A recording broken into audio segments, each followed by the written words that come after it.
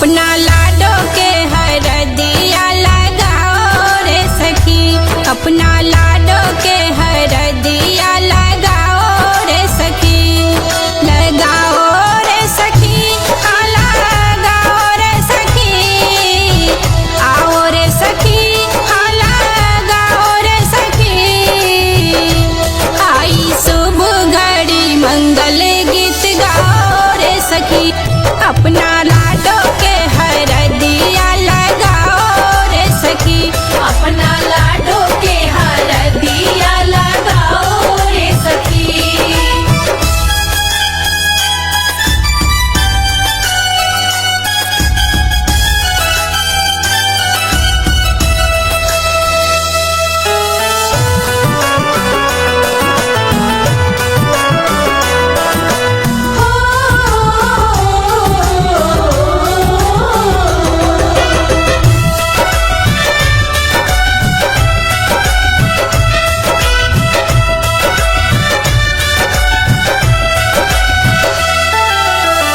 फूल जैसी बन्नों को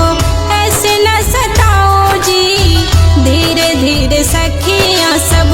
हल्दी छुआओ जी, हल्दी छुआओ जी,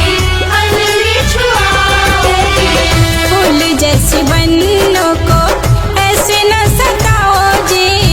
धीरे धीरे सखियाँ सब हल्दी छुआओ जी, चांद जैसे चेहरा चमकाओ रे सखी, चांद जैसा चेहरा चमकाओ रे सखी, अपना लाडो के हरदिया लगाओ रे सखी, अपना लाडो के हरदिया लगाओ रे सखी, अपना लाडो के हरदिया लगाओ रे सखी।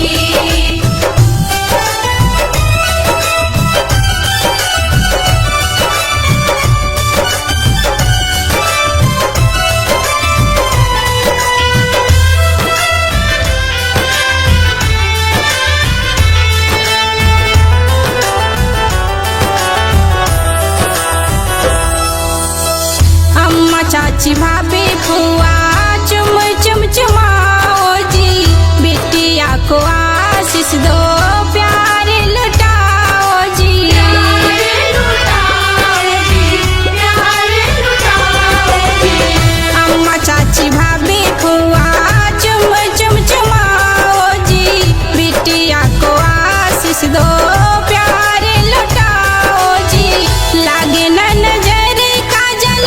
लाओ रे सखी, लागे न नजर काजल लाओ रे सखी, अपना लाडो के हरदिया लगाओ रे सखी, अपना